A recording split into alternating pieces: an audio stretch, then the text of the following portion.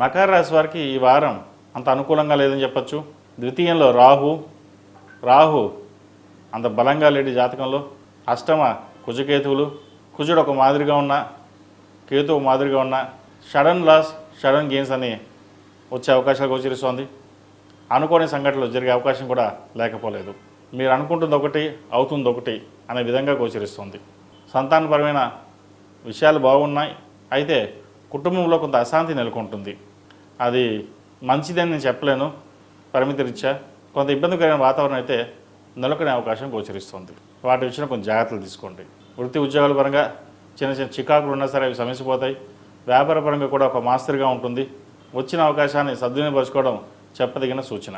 ఈ రాశిలో జన్మించిన విద్యార్థులకు కాలం అనుకూలంగా ఉంది. వచ్చిన అవకాశాలని సద్వినియోగపరచుకుంటారు. ముఖ్యంగా వైద్య వృత్తుల వారికి చాలా అనుకూలంగా ఉందని చెప్పచ్చు. సాఫ్ట్వేర్ రంగం సంబంధించి, ఫ్యాషన్ డిజైన్కి సంబంధించి ఈ రంగాల వారికి చక్కగా అనుకూలంగా ఉందని చెప్పచ్చు. విదేశాలకు వెళ్ళాలనుకునే వారికి ఇప్పుడు ప్రయత్నాలు ప్రారంభించండి, మంచి అవకాశాలు కలిసి వస్తాయి. ఈ రాశిలో జన్మించిన స్త్రీలకు వృత్తి ఉద్యోగాల పరంగా, వ్యాపార పరంగా అంత అనుకూలంగా లేదని చెప్పచ్చు. కుటుంబంలో కాస్త అశాంతి నెలకొంటుంది. వ్యాపార పరంగా కూడా కొంచెం నష్టం వచ్చే అవకాశం గోచరిస్తోంది, జాగ్రత్త వహించండి.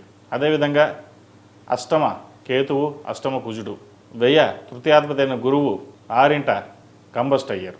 కాబట్టి ఆరోగ్యరీత్యా కొన్ని జాగ్రత్తలు తీసుకోవాలి. ప్రయాణాల విషయంలో కొన్ని జాగ్రత్తలు తీసుకోవడం చెప్పదగిన సూచన. అదేవిధంగా సెల్ఫ్ డ్రైవింగ్ విషయంలో కూడా వీళ్ళకి ఏలినాటి శని పూర్తయింది. అయితే చాలామందికి ఈ మధ్యకాలం చూస్తున్నాను ఏలినాటి శని పూర్తయినా ఇంకా బాధలు ఉన్నాయని చెప్పి అంటున్నారు. అయితే మకర రాశికి జూలై 22 తర్వాత బాగుంటుంది. ఏలినాటి కొంచెం శని కొద్ది శేషం అంటూ కొద్దిగా ఉంది. అది జూలై ఎండింగ్ 22 తర్వాత వీళ్ళకి మంచి కాలం అని చెప్పచ్చు. కాబట్టి జూలై నెల తర్వాత నుంచి ఏదైనా పనులు ప్రారంభించండి, మంచి ఫలితాలు వచ్చే విధంగా గోచరిస్తుంది. భూ సంబంధించిన వ్యవహారాలు సానుకూల పడతాయి. ఒక భూమిని అమ్మి బిజినెస్ చేద్దామని లేదా అమ్మాయి పెళ్లి చేద్దామని ఆలోచన చేస్తారు. ఎప్పటి నుంచో ఆస్తి తగాదాలో ఉన్న భూమి ఏదైతే ఉందో అది మీకు రావడం ఒక మంచి తరుణం అని చెప్పచ్చు. కష్టానికి తగిన ప్రతిఫలం ఇప్పుడు వచ్చిందన్న ఒక ఆనందం వ్యక్తపరుస్తారు. లీగల్ ఇష్యూస్ ఏవైతే ఉన్నాయో అవి సమస్యపోతాయి. జిఎస్టీ సంబంధించిన వ్యవహారాలు కూడా ఈ వారం సానుకూల పడుతుంది. క్రయ విక్రయాలు కొంత నష్టం వచ్చినా తర్వాత లాభం వచ్చే విధంగా గోచరిస్తుంది. ఈ షేర్ మార్కెట్లకి కొంత దూరంగా ఉండడం చెప్పదగినది. ఈ వారం వీరికి నష్టం వచ్చే అవకాశం గోచరిస్తోంది. ఈ రాశిలో మించిన వారికి కలిసి వచ్చే సంఖ్య 5, కలిసి వచ్చే రంగు బ్లూ. ఏదైనా పని మీద బయటకు వెళ్ళేప్పుడు సోమవారం కానీ గురువారం కానీ వెళ్ళండి. అదేవిధంగా ప్రతిరోజు ప్రతినిత్యం ఓం నమస్తే ఒత్తులతోటి నువ్వుల నూనె పోసి దీపారాధన పెట్టండి.